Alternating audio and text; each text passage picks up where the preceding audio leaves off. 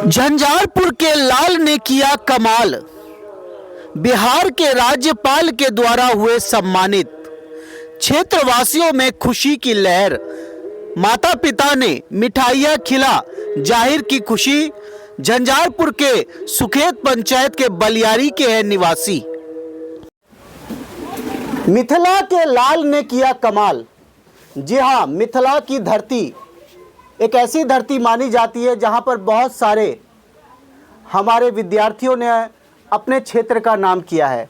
और इसी के अंतर्गत हम आज पहुंचे हैं मधुबनी जिला के झंझारपुर प्रखंड के सुखेत पंचायत के बलियारी गांव में। हमारे साथ जो शख्स मौजूद है आपको बड़े ही साधारण दिख रहे होंगे, लेकिन इनके जो काम है वो बहुत ही असाधारण है।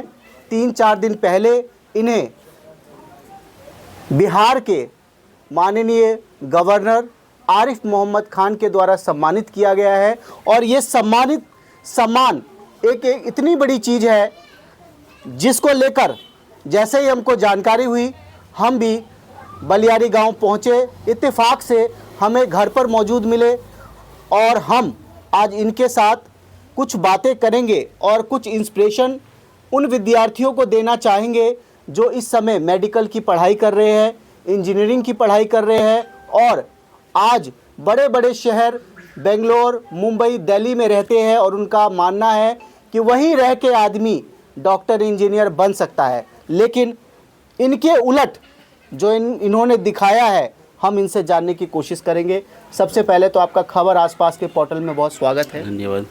मैं भी आपका बहुत स्वागत करता हूँ यहाँ आने के लिए हमारे गांव में। विगत 2-3 दिन पहले बिहार के राज्यपाल के द्वारा सम्मानित भी किया गया था। किस तरह का आपने शोध किया था? जी धन्यवाद। मैंने सबसे पहले जवाहरलाल नेहरू मेडिकल कॉलेज भागलपुर से MBBS किया। उसके बाद मैंने एनेस्थीसिया में पोस्ट ग्रेजुएट किया पटना मेडिकल कॉलेज से। और फिर मैंने दोबारा MS की डिग्री ली। दूसरी PG मैंने की ENT में IGIMS पटना से। उसी में मेरा एक शोध था। एक कंडीशन होता है ENT में नाक के अंदर जिसे हम लोग नेज़ल पॉलिप बोलते हैं। अभी जो भी उसका इलाज है वो प्रायः सर्जरी के द्वारा है। हम लोग एंडोस्कोपिक साइनस सर्जरी करके उस कंडीशन को निकालते हैं। और मेरा शोध था कि क्या इस कंडीशन को हम लोग दवा से ठीक कर सकते हैं या नहीं। उसी में मैंने ये देखा कि मैंने ये शोध किया कि ऐसा तो नहीं कि जिन व्यक्तियों को ये कंडीशन हो रहा है, नेज़ल पॉलिप बन रहे हैं, उनमें टोटल फ्लूइड की मात्रा अधिक है या फिर इलेक्ट्रोलाइट जो सोडियम पोटेशियम का बैलेंस है हमारे शरीर में वो उनमें कुछ इम्बैलेंस तो नहीं हो रहा है। इसके ऊपर मेरी रिसर्च थी और वो अभी एक इंटरनेशनल जर्नल है क्यूरियस, उसमें प्रकाशित भी हुई है।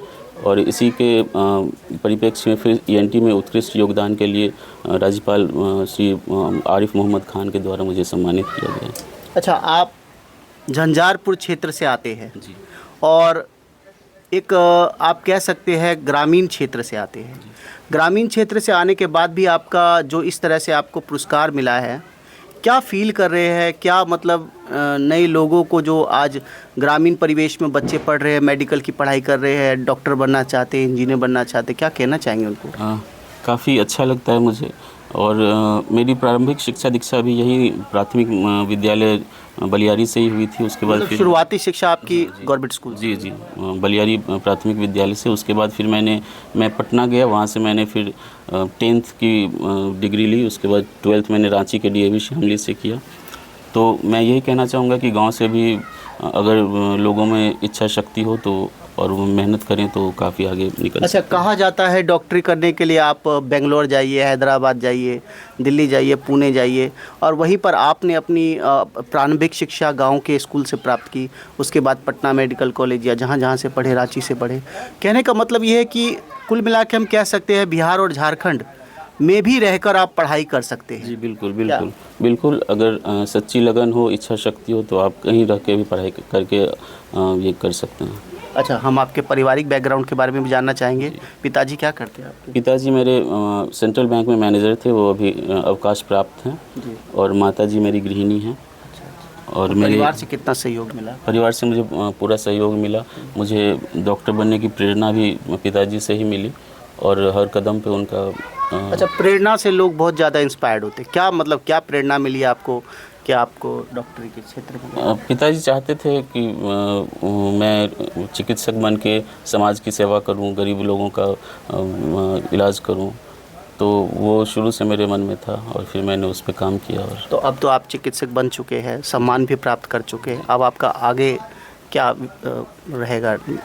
अभी तो मैं कर्मचारी ESIC मेडिकल कॉलेज है, एम्प्लॉय स्टेट इंश्योरेंस कॉरपोरेशन का मेडिकल कॉलेज बिहटा पटना में है, लेबर मिनिस्ट्री के अंतर्गत आता है। उसमें अभी मैं कार्यरत हूँ सीनियर रेजिडेंट ENT के तौर पे। और मैं कोशिश में हूँ कि अगर उसमें से कुछ क्षण निकाल के मैं अपने गांव में भी लोगों को जब भी मुझे मौका मिले चिकित्सा सस्ते और सुलभ तरीके से उन्हें मुहैया करा सकूं। कहा जा सकता है बिहार में तो डॉक्टरों का बहुत अभाव है, फिर वो चाहे किसी भी फील्ड, चाहे आपका गायनी हो, हर तरह के डॉक्टर का तो यहाँ पे अभाव ही है। लेकिन ENT को लोग बहुत साधारण लेते हैं, क्योंकि आमतौर पर बहुत ही ENT को लोग समझ नहीं पाते, जबकि कहा जाए तो शरीर के सबसे मतलब एक कोमल और सेंसिटिव जो हमारे पार्ट्स होते हैं उनमें ENT आता है और एक बड़ी बीमारी को भी और खींचते हैं। इस क्या कहना चाहेंगे? ENT अभी एक विकासशील ब्रांच है, पूरा विकसित नहीं हुआ है बिहार में। और अब ऐसा चीज़ आने लगा है ENT में, जैसे हम लोग स्कल बेस सर्जरी की ओर जा रहे हैं। ब्रेन में पिट्यूटरी एक ये होता है, पिट्यूटरी उसका अगर ट्यूमर होता है ब्रेन में, तो पहले ऐसा होता था कि पूरा ब्रेन खोल के न्यूरोलॉजिस्ट उसको निकालते थे, लेकिन आजकल ऐसा आ गया है कि हम लोग ENT वाले नाक के थ्रू, इंडोस्कोप के थ्रू इवन ब्रेन का सर्जरी कर रहे हैं। कान के थ्रू, कान और नाक के जस्ट ऊपर ब्रेन है, तो कान और नाक के थ्रू भी, कान के थ्रू हम लोग लैटरल स्कल बेस का सर्जरी कर रहे हैं, नाक के थ्रू हम लोग सेंट्रल स्कल बेस का सर्जरी कर रहे हैं। तो अब इस दौर में ENT आ गया है और इवन पिछले साल से ENT वालों को न्यूरो सर्जरी में भी जाने का मौका सरकार ने दिया है। उनका ये सब देख कहीं ना कहीं एलर्जेटिक भी जो हो जाते हैं लोग आजकल, बहुत ज़्यादा हो रहे हैं, वो भी एक तरीके से। हाँ, वो भी एलर्जिक राइनाइटिस हम लोग बोलते हैं, वो भी ENT के अंतर्गत ही आता है। तो क्या कहना चाहेंगे, क्योंकि बहुत बड़ी उपलब्धि है और क्योंकि मिथिलांचल से आते हैं, खासकर झंझारपुर जैसे क्षेत्र से आते हैं, झंझारपुर के बारे में क्या कहना चाहेंगे और क्या कहना चाहेंगे झंझारपुर नवयुवकों को? जी, झंझारपुर मेरी मातृभूमि है, तो और मैं यही प्रेरणा देना चाहूँगा कि आप यहाँ से भी, अगर आप में सच्ची लगन हो, यहाँ से भी मेहनत करके आप काफ़ी आगे तक जा सकते हैं। इस समय डॉक्टर अमित अभिनंदन से बात हो रही थी। हालांकि बातों का अगर क्रम हम जारी रखें तो कई घंटे बीत जाएंगे, क्योंकि जिज्ञासाएं तो कभी ना ख़त्म होने वाला विषय है। लेकिन हम डॉक्टर अभिनंदन से मिलने के बाद अब उनके परिवारजन से भी मिलने की कोशिश करेंगे, क्योंकि कहीं ना कहीं वो माता पिता अपने आप को आज गर्वित महसूस कर रहे हैं, जिनके सुपुत्र को आज बहुत बड़ा क्षण है जिसे शब्दों में बयां करना बहुत मुश्किल है। लेकिन हम कोशिश करेंगे डॉक्टर साहब के माता पिता से मिलके और उनसे जानकारी लेंगे कैसे इनका परिवेश रहा और किस तरह से एक माता पिता अपने बच्चों को दिशा दिखा सकते हैं, जिससे कि वो भी आगे एक अच्छे भविष्य की ओर अग्रसर। बहुत स्वागत है जी। छठ आज सुबह का अर्घ हुआ है जी। और आज हम यहाँ पर पहुँचे हैं। आपके बेटे के बारे में बड़ी खुशखबरी प्राप्त हुई, एक विजुअल भी हमें मिला है जिसमें राज्यपाल के द्वारा उन्हें सम्मानित किया जा रहा है। कितना गर्वित महसूस कर रही है आप? बहुत बहुत, इसका वर्णन मैं नहीं कर सकती हूँ।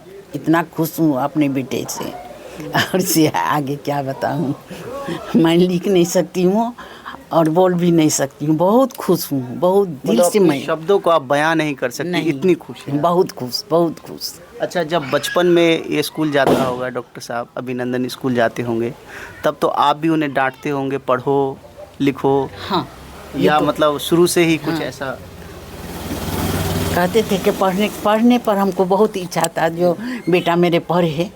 बेटा के साथ हम भी कुछ देर जगते थे। हम बहुत खुश थे बेटा से, हम बहुत खुश। इसका वर्णन हम कर ही नहीं सकते। तो आम बच्चों की तरह ही शैतानी शरारत तो करता नहीं, ये नहीं करता था। नहीं, ये बहुत शांत बच्चा है।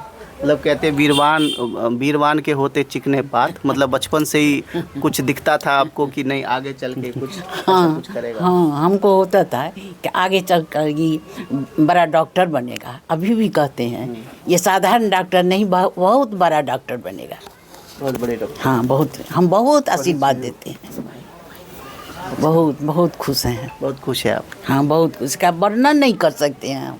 इतना। जी, क्या कहना चाहेंगे उन माता पिता के लिए जो अपने बच्चों को डॉक्टर बनाना चाहते हैं, इंजीनियर बनाना चाहते हैं, साइंटिस्ट बनाना चाहते हैं और गांव देहात से संबंध रखते हैं, क्या कहना चाहेंगे उन्हें? नहीं, बच्चा को तो शिक्षा देना चाहिए जी, अनुशासन में रखना चाहिए। बच्चा तो बच्चा ही होता है ना, वो तो माता पिता पर है बच्चा कैसे बने।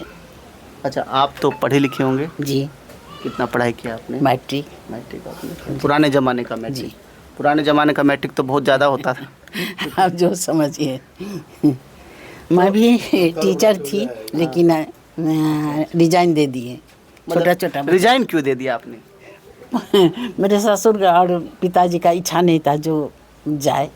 तो आपने रिजाइन दे दिया, अपने छोटे बच्चों को समय दिया और आपके आज बच्चे ने अच्छा रिजल्ट लेके हाँ आए। हाँ, बहुत खुश हैं हम। चलिए, हमारे इस समय डॉक्टर अभिनंदन की माताजी से बात हो रही थी, बड़ी हंसमुख किस्म की है, बहुत अच्छे संदेश दिए हैं और उन संदेशों को आप भी ग्रहण करिए। अब हम इनके पिताजी से बात करने जा रहे हैं, तो वीडियो में जो बने हैं बने रहिए। साथ इस समय मौजूद है डॉक्टर अभिनंदन के पिताजी। हम आपको बता दें, पिताजी का रोल एक व्यक्ति के व्यक्तित्व में बहुत खास होता है, क्योंकि जहाँ पिताजी नारियल की तरह ऊपर से कठोर होते हैं, वहीं अंदर से बिल्कुल नर्म होते हैं और पिताजी की छत्र छाया में ही बच्चे भविष्य की ओर अग्रसर हो पाते हैं। तो हमारे साथ मौजूद है सर। जिस तरह की उपलब्धि हासिल हुई है, काफ़ी क्या महसूस हो रहा है आपको? बहुत खुशी महसूस हो रही है, गर्व महसूस हो रहा है। जी, गर्व महसूस हो रहा है। आप क्या प्रोफेशन में हैं आप? हम तो बैंकर थे, बैंक से रिटायर हैं, सेंट्रल बैंक से ब्रांच मैनेजर थे, रिटायर किए हुए हैं। अच्छा, जिस तरह से आप बैंकर्स थे, आपका सपना था कि भाई अब तो मैं बैंकर्स अब रिटायर हुआ या बैंकर से रिटायर हो जाऊंगा, मेरे बच्चे भी आगे चल के कुछ अच्छी दिशा में जाए और एक ऐसी फील्ड को चुने जहाँ पे सेवा भी हो सके, क्योंकि डॉक्टरी से बड़ी सेवा तो किसी में नहीं हो सकती है। इसीलिए तो हमने उनको बनाया, डॉक्टर बनाया। मेरे पिताजी भी डॉक्टर थे, आरएमपी डॉक्टर थे और उनको देखते थे कि गांव की बहुत सेवा करते थे, गांव घर में लोगों को हमेशा तत्पर रहते थे उनकी सेवा पर। मेधावी था ही पढ़ने में। अच्छा, तो कहीं ना कहीं आपने अपने पिताजी को गांव घर में लोगों की सेवा करते हुए देखा, सुई लगाते हुए देखा होगा और आपकी भी इच्छा जाग गई होगी कि हमारा जो बेटा होगा या हमारा बेटा जो पढ़ेगा तो हम भी उसे आगे चल के डॉक्टर बना देंगे। हाँ, इसी वही देख करके उसी से हमको प्रेरणा मिली और ये प्रेरणा में ही जो है सो सफल हो गए। हम लोगों का नाम बहुत आगे बढ़ा है। अच्छा, जिस तरह से आप झंझारपुर के एक गांव से संबंध रखते हैं, कोई ये बहुत बड़ा टाउन नहीं है। नहीं, तो छोटा सा गांव है, एकदम देहात है, छोटा सा ही गांव है। लेकिन अगर एम्बिशन बड़ा हाई हो तो कोई भी ऐसा नहीं है जो आप प्राप्त नहीं कर सकते हैं। किसी भी क्षेत्र में आप सफलता प्राप्त कर सकते हैं। उसके लिए केवल मनोबल ऊंचा होना चाहिए और उस रास्ता पर में बच्चा को अनुशासन में रख करके उस पर आगे बढ़ाने का काम कीजिए, तो क्यों नहीं बच्चा आगे से आगे बढ़ सकता है। अच्छा, जिस तरह से आपने पालन पोषण किया होगा तो शासन तो बहुत किया होगा कि भाई यहाँ मत जाओ, वहाँ मत जाओ, ये मत देखो। पड़ता है, सबसे तो बड़ा जरूरी है अनुशासन ना। तो अनुशासन के लिए कभी डांटना ही पड़ता है, तो बिना डांटे मार खाए हुए तो बच्चा सुधरता नहीं ना है। आजकल का बच्चा जो है सो उसको अनुशासन में नहीं रखता है, इसीलिए बच्चा से पिछड़ रहा है। तो बच्चा को आगे बढ़ाने के लिए उसको अनुशासन में रखना ही पड़ेगा, तभी। अच्छा, एक समस्या जो है ना, आपसे हम फ्रैंकली बात करना चाहते हैं। एक समस्या आजकल बहुत ज़्यादा आ रही है, सोशल मीडिया। सोशल मीडिया में फेसबुक, यूट्यूब, बहुत सारे वीडियो चलते रहते हैं। वो शिक्षा के क्षेत्र में बहुत डैमेज किया है। आजकल के बच्चों को शिक्षा के में या किसी भी तरह के क्षेत्र में आगे बढ़ने के लिए बहुत बड़ा बाधक है वो। और जो सोशल मीडिया में लग गया कोई भी बच्चा, वो आगे बढ़ने में उसको बहुत दिक्कत होती है। तो ये सब तो गार्जियन का ही काम होगा, माता पिता ही उसको जो है सही रास्ता पर ला सकता है। सोशल मीडिया पर में ज़्यादा समय देगा तो बच्चा आगे नहीं बढ़ सकता है। अच्छा, ऑनलाइन क्लासेस जो चल रही है आजकल, वो मोबाइल पे चलने लग गई है, यानी कि कह सकते हैं आपकी सोशल मीडिया में कंट्रोल करना जरूरी है। कंट्रोल करना जरूरी है, कंट्रोल करना। जो शिक्षाप्रद चीज़ है उसको देखिए, आप उसको सुनिए। तो आपने भी इस चीज़ पर कोई रोक लगाई थी इनके ऊपर? उस समय में तो सोशल मीडिया था ही नहीं, नहीं था सोशल मीडिया, कहाँ था। तो अच्छा, तो अच्छे समय से आप निकल गए, सोशल मीडिया नहीं था। क्या कहना चाहेंगे उन माता पिता को जो अपने बच्चों को आगे इंजीनियर बनाना चाहते हैं, डॉक्टर बनाना चाहते हैं? उसके लिए है कि बच्चा को पहले अपना अनुशासन में रखे, कुछ बच्चा के लिए त्याग करे, उसके पीछे कुछ अपना समय दे, तभी बच्चा आगे बढ़ सकता है। बच्चा को जब तक अनुशासन में नहीं किया, जब तक अपना आप त्याग नहीं कीजिएगा, तब तक बच्चा आगे नहीं बढ़ सकता है। अच्छा, एक चीज़ है, जैसे मान लीजिए आप तो बैंक में थे, अच्छे शिक्षित है, आपके परिवार में भी शिक्षा है। बहुत सारे ऐसे परिवार है जो फर्स्ट जनरेशन है, जो अपने बच्चों को पढ़ाना चाहती है लेकिन खुद पढ़े लिखे नहीं है, तो उन माता पिता के लिए क्या कहना चाहिए? वे माता पिता भी अपने पढ़े लिखे हों या नहीं हो। हमको याद है डॉक्टर RN झा हैं दरभंगा में, एक दिन ऐसे मीटिंग में बोल रहे थे कि उनकी माँ पढ़ी लिखी नहीं थी, लेकिन बच्चा आगे बढ़े उसके लिए वो क्या करती थी, तो रात में 2 बजे उनको उठाती थी और अपने जो है नहीं कुछ मिला तो चावल और धान लेकर के बिछने लगती थी, उसमें से चुनने लगती थी पत्थर सब। जो बच्चा जगा रहे, हम जगे रहेंगे तो बच्चा भी जगा रहेगा और तब बच्चा पढ़े। अभी मतलब कुल मिला के आप कह सकते हैं कि बच्चों को समय देना जी बहुत ज़रूरी बहुत है। जरूरी है। उसमें माता का रोल सबसे ज़्यादा है, पिता से ज़्यादा माता का रोल है। जब तक माता नहीं चाहेगी बच्चा आगे बढ़े तो अकेले पिता नहीं बढ़ा सकता है उसको आगे। हमारे साथ इस समय डॉक्टर अभिनंदन के पिताजी दीनानंद मलिक जी मौजूद है। काफ़ी गर्वित महसूस कर रहे हैं। हमारी डॉक्टर अभिनंदन के माता और पिता दोनों से बात हुई है।